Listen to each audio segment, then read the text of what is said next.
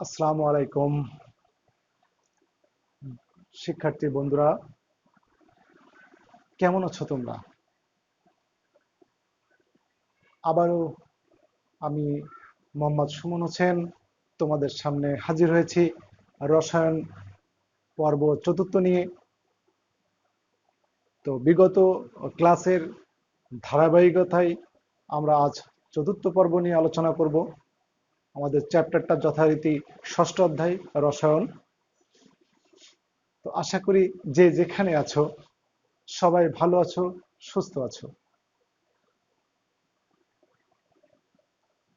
তো আমরা বিলম্ব না করে পাঠে চলে যাব। তবে তার আগে তোমরা ক্লাসটি সবাই শেয়ার করে দাও, তোমাদের বন্ধু বান্ধবদেরকে জানিয়ে দাও যে ক্লাস শুরু হয়ে গেছে। তাহলে চলো আমরা চলে যাই আমাদের পর্ব চতুর্থের। আমাদের আজকে এর আলোচ্য বিষয় হচ্ছে স্থূল সংকেত ও আণবিক সংকেত। আমরা গত ক্লাসগুলোতে ধারাবাহিকভাবে শতকরা সংযুক্তি পর্যন্ত আসছিলাম এবং সে তোমাদের কিছু ধারণা দেওয়া হয়েছিল, সেটা হলো স্থূল সংকেত এবং আণবিক সংকেত সম্পর্কে। তো আজকে আমরা স্থূল সংকেত এবং আণবিক সংকেতের একটা যৌগের স্থূল সংকেত বা আণবিক সংকেত কিভাবে নির্ণয় করতে হয় আমরা সেটা শিখব। তো তার জন্য আমাদেরকে কয়েকটি নিয়ম মেনে চলতে হবে ধারাবাহিকভাবে। সেই নিয়মগুলো তোমরা আমার সাথে সাথে লিখে নেবে। আমি অলরেডি বোর্ডে দুটো নিয়ম লিখে দিয়েছি। অর্থাৎ কিভাবে স্থূল সংকেত বের করতে হয় সেটা আমরা লিখেছি। এই দুটো স্টেপ পার করার পরে আমরা আণবিক সংকেত বের করতে পারবো। তার মানে আহ, তো চলো আমরা এখন চলে যাই যে কিভাবে স্থূল সংকেত নির্ণয় করতে হয়। তো দেখো, আমি আস্তে আস্তে পড়ে যাব, তোমরা শুধু লিখে নেবে। স্থূল সংকেত বের করার নিয়মাবলী। স্টেপ ওয়ান অর্থাৎ প্রথম ধাপে তোমাদেরকে যেটা যেটা করতে হবে, আমাদের একটি একাধিক মৌলের শতকরা সংযুক্তি দেওয়া থাকবে। সেই শতকরা সংযুক্তিকে ওই মৌলের অর্থাৎ স্ব মৌলের পারমাণবিক ভর দ্বারা প্রথমে ভাগ করতে হবে। তোমরা স্টেপ ওয়ানটি খাতায় লিখে নিবে। কোন মৌলের শতকরা সংযুক্তিকে ওই মৌলের অর্থাৎ স্ব মৌলের পারমাণবিক ভর দ্বারা ভাগ করতে হবে। আমরা এটাকে একটু সূত্র আকারে তোমাদের বোঝার জন্য দিয়েছি যে যদি এ একটি মৌল হয়, তার একটা শতকরা পরিমাণ দেয়া থাকে, তাহলে সেই শতকরা পরিমাণকে এ এর ভর দিয়ে অর্থাৎ পারমাণবিক ভর দিয়ে আমরা ভাগ করব। এ একটা যে কোনো মৌল হবে, কারণ আমরা যে স্থূল সংকেত বা আণবিক সংকেত নির্ণয় করছি এটা হচ্ছে যৌগের স্থূল সংকেত বা আণবিক সংকেত নির্ণয়। তাই ওই যৌগটা যে যে মৌল দ্বারা গঠিত সেই মৌলের শতকরা সংযুক্তিকে ওই মৌলের পারমাণবিক ভর দ্বারা আমরা কি করব, ভাগ করব। এটা হচ্ছে স্টেপ ওয়ান। স্টেপ টু তে কি হবে? স্টেপ টু তে এই এ এবং বি এর যে একটা ভাগফল পাবো আমরা, অর্থাৎ স্টেপ ওয়ানে প্রাপ্ত ভাগফলের মধ্যে ক্ষুদ্রতম ভাগফল দ্বারা প্রত্যেককে পুনরায় আমরা ভাগ করব। আমি একটু ক্লিয়ার করে তোমাদেরকে বলছি যে এই স্টেপ ওয়ানে এ এর একটা ভাগফল পাবো, বি এর একটা ভাগফল আমরা পাবো। এখানে একাধিক মৌল থাকতে পারে, আমি অনলি দুটো মৌল দেখাইছি। এই এক নম্বরে যে ভাগফলটি পাবো সেই ভাগফলের মধ্যে যে ভাগফলটি সবচেয়ে ক্ষুদ্রতম সেই ভাগফল দ্বারা আবার প্রত্যেককে আমরা ভাগ করব। অর্থাৎ এ সমান সমান এখানে যে ভাগফলটা পাবো সেই ভাগফলকে এর মধ্যে থেকে যেটা ক্ষুদ্রতম সেটা দিয়ে আবার ভাগ করব। আবার বি এর যে ভাগফলটা পাবো সেটাকেও ক্ষুদ্রতম ভাগফল দিয়ে ভাগ করব। ভাগ করলে এখানে দ্বিতীয় স্টেপে একটি পূর্ণ সংখ্যা নির্ধারণ করতে হবে আমাদের। আমি আবার বলছি, এই দ্বিতীয় স্টেপটাই নির্ধারণ করে দেবে ওই যৌগের স্থূল সংকেত কি হবে। তার জন্য তোমাদেরকে এই এ আর বির এইখানে যে ভাগফলটা আমরা পাবো সেই ভাগফলটি হবে পূর্ণ সংখ্যা। যদি পূর্ণ সংখ্যা না হয় তাহলে কাছাকাছি পূর্ণ সংখ্যা ধরে নিতে হবে। এখন এই ক্ষেত্রে কিছু সমস্যা অ্যারাইজ করে, অর্থাৎ কিছু সমস্যার সম্মুখীন তোমরা হতে পারো। যেমন কিছু কিছু ক্ষেত্রে স্টেপ 2 তে, অর্থাৎ এখানে যে ভাগফলটা আমরা পাবো, অর্থাৎ এখানে একটা ভাগফল পাবো আমরা, সেই ভাগফলটি সাধারণত এরকম হয়ে থাকে অনেক অনেক অনেক ক্ষেত্রে, যেমন 0.33, 0.25, 0.5, 0.75, 1.25, 1.33, 1.5, 1.75, 2.5, এরকম ভাগফল যদি এখানে আসে, তাহলে পূর্ণ সংখ্যা তৈরি করার জন্য একটি নির্দিষ্ট সংখ্যা দিয়ে গুণ করে কাছাকাছি পূর্ণ সংখ্যা গুণ করতে হবে। এই বিষয়টি আমরা অঙ্ক করার সময় আরো ক্লিয়ার হব, তারপরেও আবার ক্লিয়ার করার জন্য বলছি, যদি এখানে পূর্ণ সংখ্যা না হয় তাহলে কাছাকাছি পূর্ণ সংখ্যা আমরা ধরে নেব। যেমন মনে করো এরকম আছে যে 1.12 আসছে ভাগ করে, আমরা কাছাকাছি পূর্ণ সংখ্যা 1 ধরে নিতে পারবো, কিন্তু ভাগফলটা 1.33 আসছে, এটাকে আমরা 1 না ধরে 1.33 কে এমন একটি সংখ্যা দিয়ে ভাগ করব, গুণ করব, অর্থাৎ 1 2 3 4 এরকম গুণ করলে একটা পূর্ণ সংখ্যা এসে দাঁড়াবে। সেই পূর্ণ সংখ্যা, সেই নির্দিষ্ট সংখ্যা দিয়ে আমরা পূর্ণ সংখ্যা তৈরি করে নেব। তবে এক্ষেত্রে একটি বিষয় স্পষ্ট থাকা প্রয়োজন, যে শুধু যে সংখ্যাটিকে গুণ করে আমরা পূর্ণ সংখ্যা তৈরি করছি ওইটাকে শুধু গুণ করলে হবে না, তার অপোজিটটাও ওই একই সংখ্যা দিয়ে গুণ করতে হবে, সেটা পূর্ণ সংখ্যা অবশ্যই থাকবে। অর্থাৎ এইখানে আমরা একটি পূর্ণ সংখ্যা অবশ্যই পাবো, আর একটা পূর্ণ সংখ্যা নাও পেতে পারি। তো গুণ করার জন্য, যে পূর্ণ সংখ্যা তৈরি করার জন্য যেটি সংখ্যা দিয়ে গুণ করছি ওই সংখ্যা দিয়ে আমরা প্রত্যেককেই গুণ করতে হবে, এটাই হচ্ছে নিয়ম। আর এই দ্বিতীয় স্টেপে যে পূর্ণ সংখ্যা বের হবে সেই পূর্ণ সংখ্যা প্রত্যেকটা মৌলের, অর্থাৎ এই যে মৌলটা এ আর বি, এর নিচে ডান পাশে বসাই দিলেই আমরা স্থূল সংকেত পেয়ে যাব। তাহলে নিশ্চয়ই আমার এই কথার মধ্য দিয়ে তোমরা স্টেপ 1 এবং স্টেপ 2 লিখে নিতে পারছো। তো এটা দ্রুত তোমরা লিখে নাও। আর নিশ্চয়ই আমি যা বলেছি সেটা অবশ্যই অবগত আছো। এই দুটো স্টেপ দ্বারা আমরা কি করব, স্থূল সংকেত নির্ণয় করতে পারবো।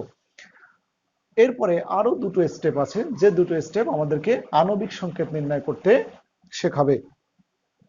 তাহলে আমরা চলো এই স্টেপ 1 এবং স্টেপ 2 আমরা মুছে ফেলি।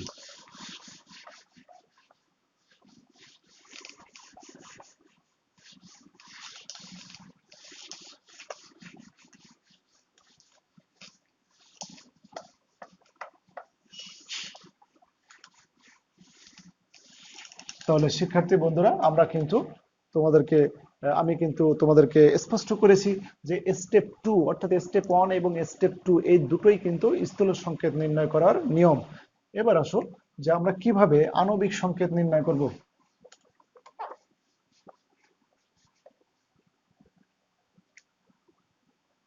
এবার আসছে স্টেপ 4। স্টেপ 4 এ একটা সূত্র মনে রাখতে হবে, সেটা হচ্ছে আণবিক ভর সমান সমান স্থূল সংকেত ইন্টু এন। এইখানটায় আমাদের কাজ এন এর মান বের করা, অথবা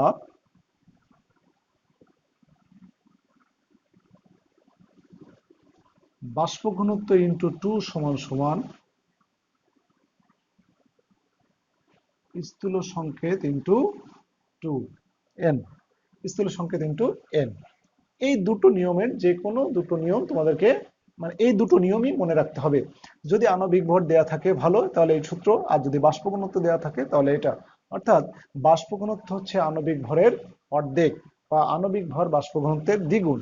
এটাকে আমরা এইভাবে লিখতে পারি যে m সমান সমান 2d, এখানে n হচ্ছে আণবিক ভর সমান সমান 2 ইন্টু বাষ্প ঘনত্ব। অর্থাৎ আণবিক ভর বের করতে গেলে বাষ্প ঘনত্বকে 2 দিয়ে গুণ করতে হবে। এইটা হচ্ছে আমাদের স্টেপ 4। এটা কি আণবিক সংকেত বের করার নিয়ম।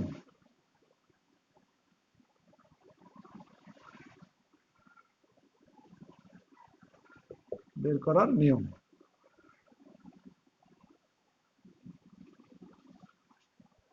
এরপরে আমরা স্টেপ এটা হচ্ছে স্টেপ 3, এটা হচ্ছে স্টেপ 4। তো স্টেপ 3 তে আমরা আণবিক ভর দিয়ে বা স্থির সংকেত দিয়ে এই n এর মানটা বের করব। এরপরে একটা বিষয় তোমরা স্পষ্ট যে যে আণবিক ভর বের করতে গেলে বা আণবিক সংকেত বের করতে গেলে স্থির সংকেত অবশ্যই জরুরি। তার মানে 1 আর 2 স্টেপ তোমাদেরকে অবশ্যই করতে হবে।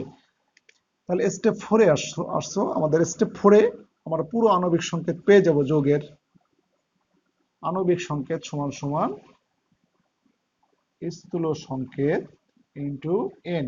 এখানে স্থূল সংকেত আমরা যেটা পেয়েছি স্টেপ 2-তে সেটা লিখে n এর মান এই 3 নম্বর থেকে যেটা পাবো সেটা এখানে বসিয়ে দিলেই আমাদের ওই যৌগের আণবিক সংকেত কি সেটা বের করতে পারবো। তাহলে চলো এই সামগ্রিক বিষয়টি একটি উদাহরণের সাহায্যে যদি আমরা তোমাদেরকে স্পষ্ট করি তাহলে তোমাদেরকে আরো বুঝতে সহযোগিতা করবে। আশা করি আমার সাথে সাথে তোমরা এই সূত্রগুলো লিখে নিয়েছো। তাহলে আমি আবার বলি যে স্থূল সংকেত নির্ণয় করতে গেলে স্টেপ 1, 2 এবং আণবিক সংকেত নির্ণয় করতে গেলে স্টেপ 1, 2, 3, 4 এই সবগুলোই কিন্তু লাগবে। অর্থাৎ স্টেপ 1, 2 এর সাথে স্টেপ 3 এবং স্টেপ 4 অ্যাড করতে হবে। আণবিক সংকেত বের করতে গেলে স্টেপ 1 প্লাস স্টেপ 2 এর সাথে এইগুলো কিন্তু লাগবে। অর্থাৎ 4টে স্টেপই তোমাকে করা লাগবে। তাহলে চলো আমরা একটু উদাহরণের সাহায্যে দ্রুত বিষয়টি স্পষ্ট করি।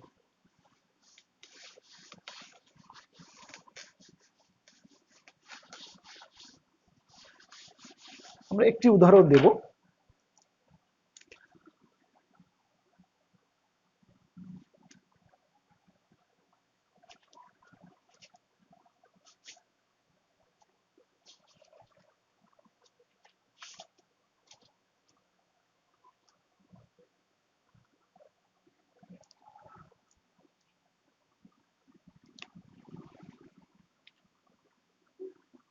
তাহলে একটি প্রশ্ন, এরকম সমস্যা আমরা দেখি।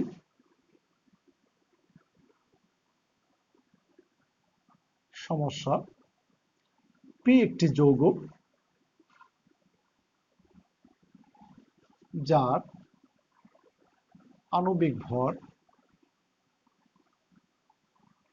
পি একটি যৌগ যার আণবিক ভর 100.5, এতে H সমান সমান 0.995%,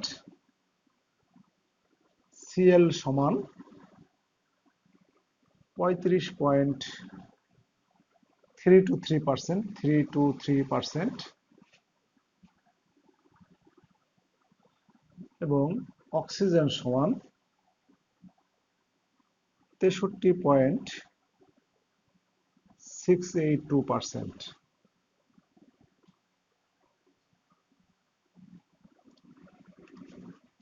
প্রশ্ন হচ্ছে এখানে যে যৌগটির আণবিক সংকেত বের করো।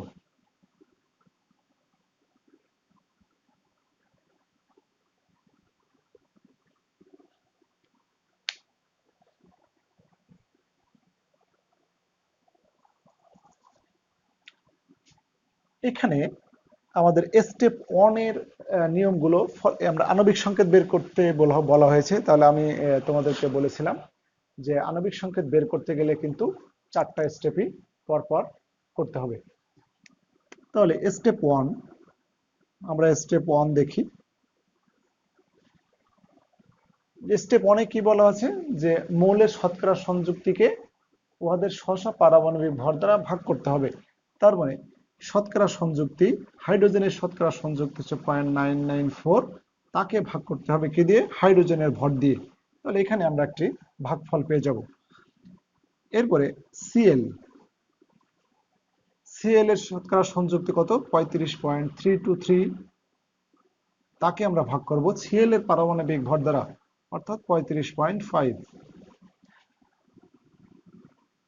এরপরে হচ্ছে অক্সিজেন যার শতকরা সংযুক্তি হচ্ছে 63.682, তাকে ভাগ করব অক্সিজেনের পারমাণবিক ভর দ্বারা। অক্সিজেনের পারমাণবিক ভর 16।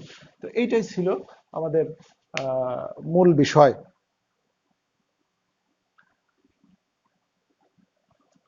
এখন আমরা এটা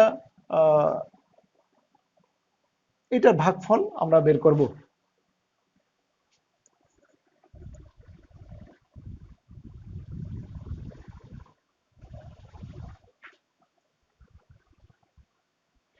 হ্যাঁ শিক্ষার্থী বন্ধুরা, তাহলে এখানে এই ভাগ করলে আমরা একটা প্রাপ্ত ভাগফল পেয়ে যাব। তো এখানে দেখো এটাকে এটা দিয়ে ভাগ দিলে কিন্তু 0.995 হয়। এরপরে আমরা ভাগ দেব 35.323 ভাগ হচ্ছে 35.5। তাহলে এখানেও কিন্তু 0.995। এরপরে আমরা ভাগ দেব 63.682 ভাগ হচ্ছে 16। তাহলে এখানে আমরা পেয়ে গেলাম 3.98। এইটা আমাদের স্টেপ 1 শেষ। এবার আসো স্টেপ 2। স্টেপ 2 তে আমরা কি বলেছিলাম যে এই প্রাপ্ত ভাগফলের মধ্যে যে ভাগফলটি ক্ষুদ্রতম সেটা দিয়ে প্রত্যেককে ভাগ করতে হবে। তাহলে আবার স্টেপ 2 তে আমরা এইচ লিখব, আমরা প্রাপ্ত ভাগফল লিখলাম এবং এর মধ্যে যে কোনো একটা নিয়ে নেব যেটা ক্ষুদ্র। এই দুটোর মধ্যে দুটোই ক্ষুদ্র, তাহলে এক, এই দুটো যে কোনো একটা, আমরা দুটোইকেই ক্ষুদ্রতম ধরবো। তাহলে এটাকে দিয়ে একে ভাগ করব, একে দিয়ে মানে যেটা ক্ষুদ্রতম সেটা দিয়ে প্রত্যেককে ভাগ করতে হবে। তাহলে আমরা ভাগ করলাম, এটা ভাগ, এটা ক্ষুদ্রতম যদি ধরি তাহলে এটাকে এটা দিয়ে ভাগ, আবার এটাকে এটা দিয়ে ভাগ 95, অর্থাৎ ক্ষুদ্রতম দিয়ে প্রত্যেককে ভাগ করতে হবে 1 এবং ও সমান সমান 3.98 ভাগ 0.995। 0.995। তাহলে আমরা যদি এটাকে ভাগ করি তাহলে দেখো কত আসে, 3.98 ভাগ 0.995, সরি 0.995। তাহলে আমাদের আসলো ভাগফল হচ্ছে 4। এই যে স্টেপ 1 এবং স্টেপ 2 করা হলো, স্টেপ 1 এবং স্টেপ 2 থেকে আমরা স্থূল সংকেত পেয়ে যাব। অর্থাৎ তোমরা এর নিচে লেখো যে অতএব স্থূল সংকেত সমান সমান, স্থূল সংকেত কি আমরা বলেছিলাম যে প্রাপ্ত ভাগফল সবগুলো পূর্ণ সংখ্যা আসছে। তাহলে পূর্ণ সংখ্যা আসছে বলে আমরা আমাদের খুব ইজি হয়ে গেল, পূর্ণ সংখ্যা আসলে কিন্তু ইজি অঙ্ক হয়ে গেল। অর্থাৎ এই পূর্ণ সংখ্যাগুলো মৌলের সময় ডান পাশে নিচে বসাই দিলেই স্থূল সংকেত পেয়ে যাবে। তার মানে H1 Cl কত 1, অক্সিজেন 4, অর্থাৎ আমাদের আসলে HClO4। তাহলে এইটি হচ্ছে আমরা এই যে শতকরা সংযুক্তি দেওয়া আছে যৌগটার আণবিক সংকেত, স্থূল সংকেত পেয়ে গেছি আমরা। এখন আসো যে স্থূল সংকেত বের করে আমাদের বের করতে বলছে কিন্তু আণবিক সংকেত। তাহলে স্থূল সংকেত বের করার পর আমাদের এখন স্টেপ 4 এ চলে যেতে হবে। তাহলে এখানে আমরা স্টেপ 4 দেখবো এবার।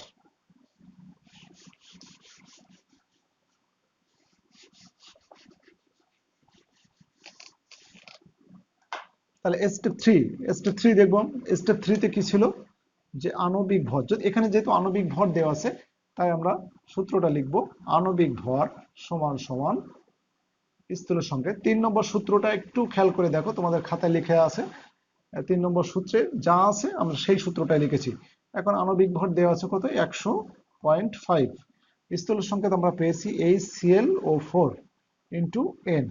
তো এখান থেকে আমরা 100.5 সমান সমান এই HClO4 এই টোটালটার ভর এর মধ্যে যোগ করে দিতে হবে। হাইড্রোজেনের ভর 1, ক্লোরিনের ভর 35.5 যোগ অক্সিজেন 16 ইন্টু 4।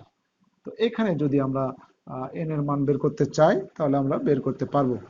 এই ভিতরটা দেখো এখানে 100.5ই হবে ইন্টু n।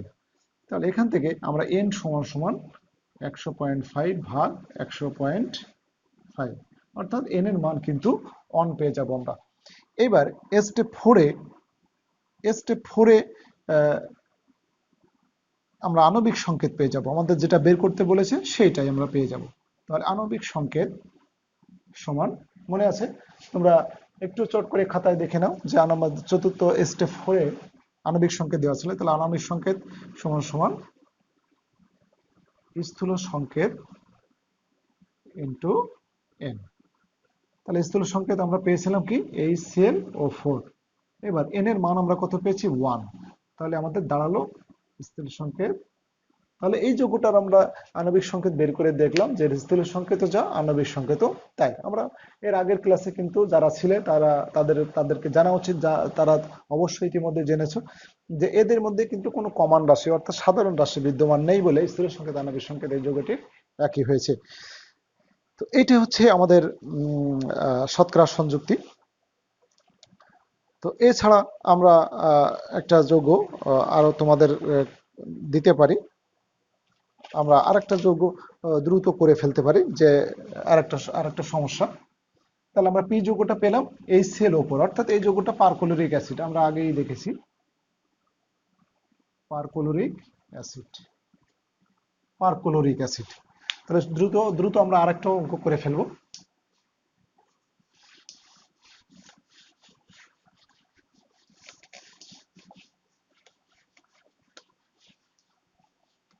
দেখো এখানে আমরা দিলাম যে পি একটি যৌগ,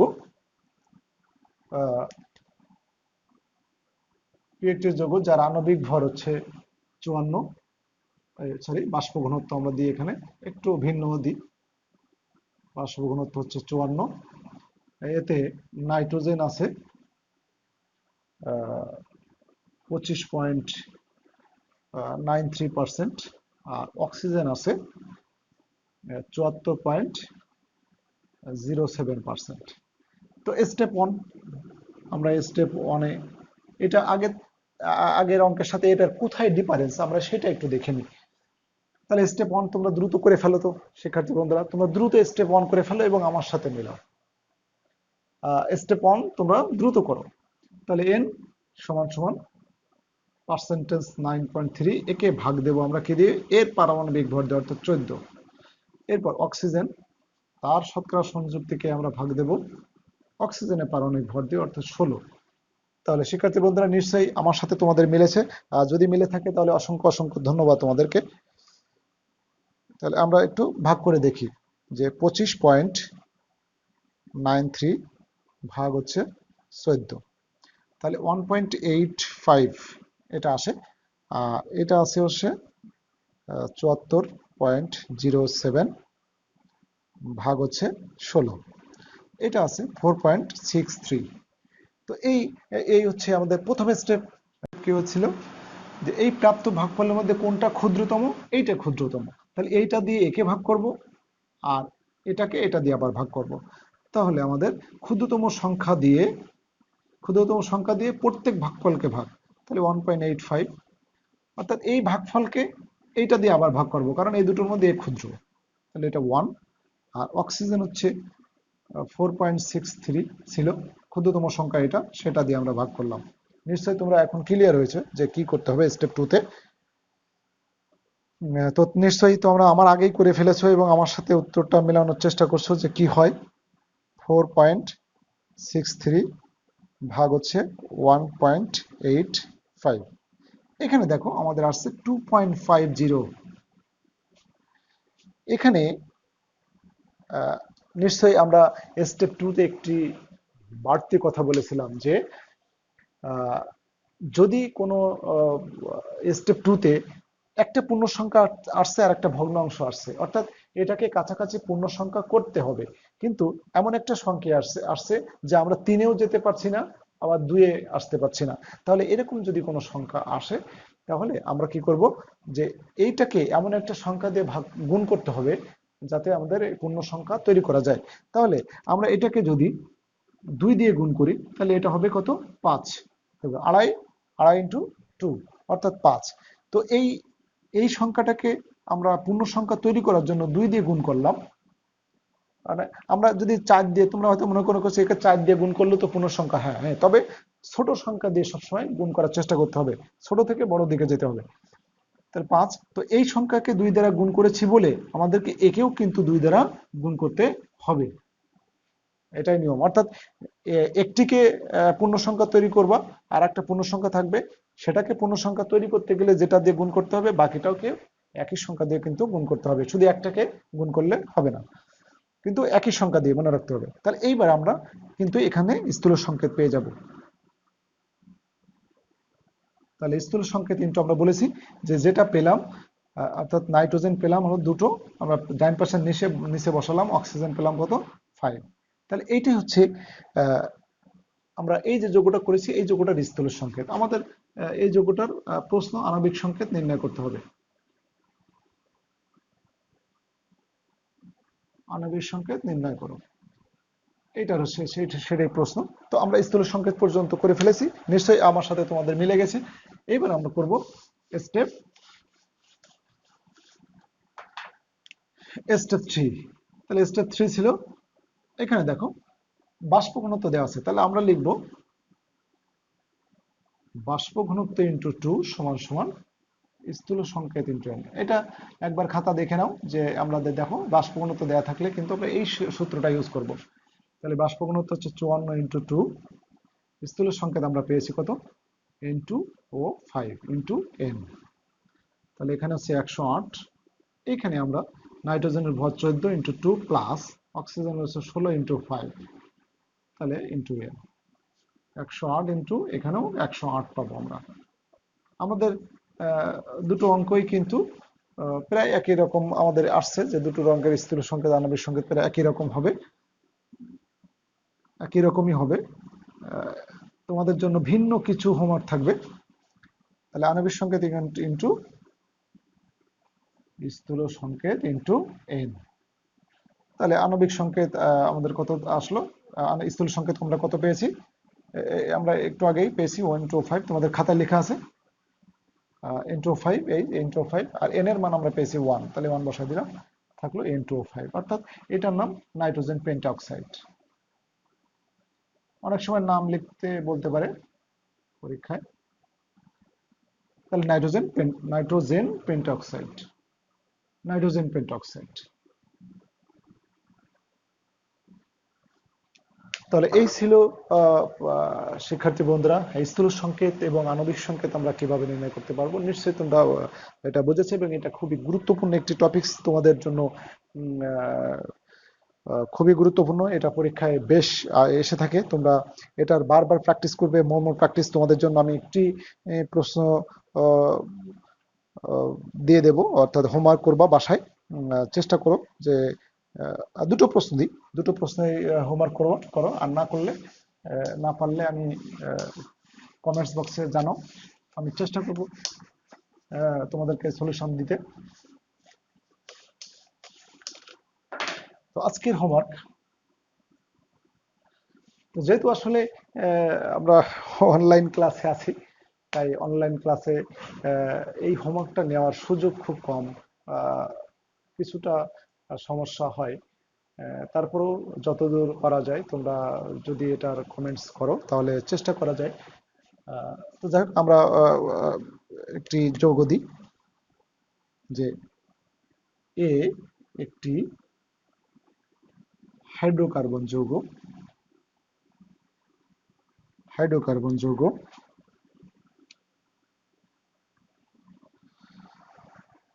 একটি হাইড্রোকার্বন যৌগ যার কার্বন সমান সমান 85.71% এবং হাইড্রোজেন সমান সমান 14.29%।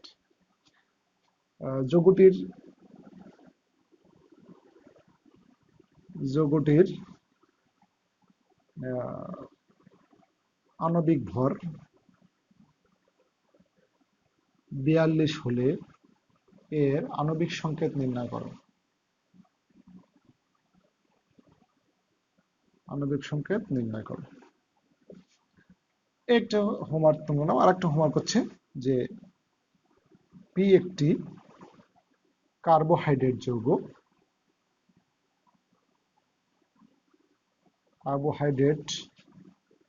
কার্বোহাইড্রেট যৌগ যার কার্বন, হাইড্রোজেন এবং অক্সিজেন। কার্বোহাইড্রেট যৌগ মানে হচ্ছে কার্বন, হাইড্রোজেন এবং অক্সিজেন, এই তিনটা থাকবে, এটা মনে রাখবো। আর হাইড্রোকার্বন মানে হচ্ছে হাইড্রোজেন এবং কার্বন থাকবে, হাইড্রোজেন এবং কার্বন। তো কার্বন আছে 40%, এটা হচ্ছে 6.67%, আর এটা হচ্ছে 53.33%। যৌগটির বাষ্প ঘনত্ব, যৌগটির বাষ্প ঘনত্ব 90। তাহলে পি এর আণবিক সংকেত বের করো এবং নাম লিখো।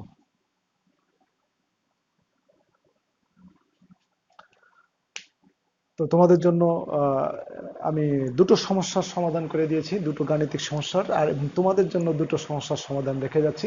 আশা করি তোমরা এই যে টপিকসটা আমরা শিখালাম সেই টপিকস থেকে অনেক উপকৃত হবে, এবং এই টপিকসটা তোমরা অনেক ভালো করে বুঝতে পেরেছো, আমার দৃঢ় বিশ্বাস। তো তোমরা বারবার প্র্যাকটিস করো এই টপিকসটা, আবারও বলছি অনেক ভেরি ভেরি ইম্পর্টেন্ট। তোমরা সেই পর্যন্ত যাতে অবশ্যই ভালো করো, সেজন্য মোর প্র্যাকটিসের দরকার। তো আজকে যেহেতু আমরা ক্লাসটির শেষ পর্যায়ে, তো সবাই ভালো থাকো, সুস্থ থাকো। আবারও তোমাদের সামনে নতুন একটি টপিকস নিয়ে এই অধ্যায়ের ধারাবাহিকতায় আমরা আহ, অন্য একটি টপিকস নিয়ে আলোচনা করব। সে পর্যন্ত ভালো থেকো, সুস্থ থেকো। আল্লাহ হাফেজ।